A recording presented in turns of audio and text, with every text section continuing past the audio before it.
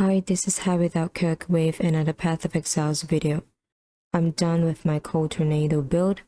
Currently, I'm working on a totem build with a plan to release it within the next few days. But before that, I want to show you some of the boss kills I did with my cold tornado occultist build. Tornado is officially one of my favorite skills in this game. If you have followed me for some time, then you'd know that totem is my favorite archetype. I guess the reason I like tornado so much is because it sort of behaves like a totem. No targeting required, no standing still required, no staying close to monsters. I can cast it and run off, and it will deal damage and kill the monsters for me. This is my second time playing tornado. My first tornado build had solid defense, but it only managed to reach 12 million DPS. So this time, I wanted to push the DPS and make a tornado build which can do tier 17 maps and uber bosses. With 40 divines spent, I'm sitting at 24 million DPS. I have level 29 tornado with more than 500% crit multi. This build uses 3 curses: Frostbite, Elemental Weakness, and Assassin's Mark. I used Herald of Ice and Herald of Purity in my previous video, but I've since replaced them with Summon Skitter bots because it gives more damage. I'm constantly at 9 power charges, so allocating Inner Conviction Keystone is a no-brainer. Abomination map is easy. Damage is good, so 3 bosses spawning together is not a problem. Like I said, it doesn't matter where you cast the skill, because the skill's gonna travel and the bosses are all going to die anyway. I went low life for this build mainly because I didn't play one for a while. It's also good for achieving high damage by stacking multiple offensive auras.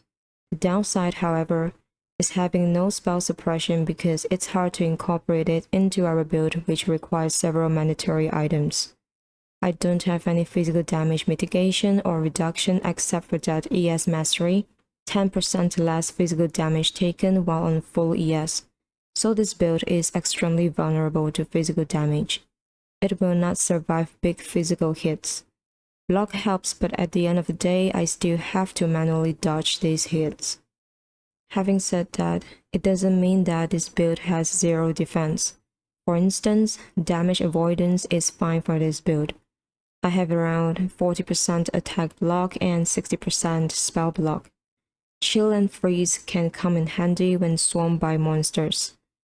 Thanks to spell block, this is probably one of the easiest uber elder kill I had ever done. Being able to just run around without a care for these purple balls was pure bliss.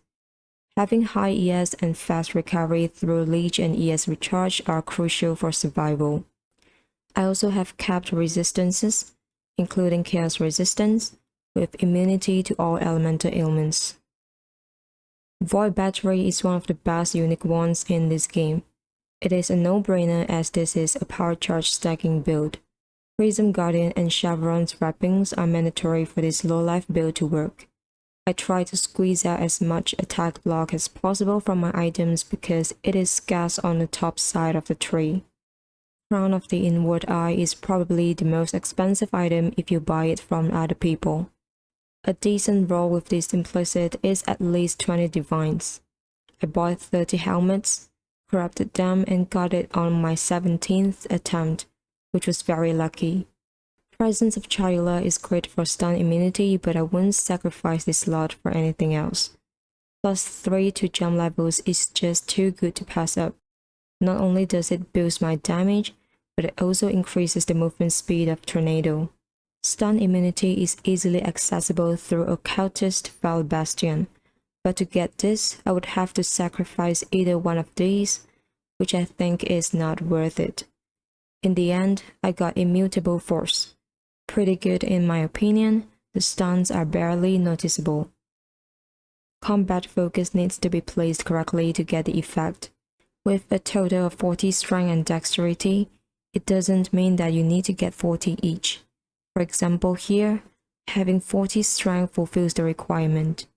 As for passive skills, I prioritize those that give ES, reservation efficiency, power charge, and crit.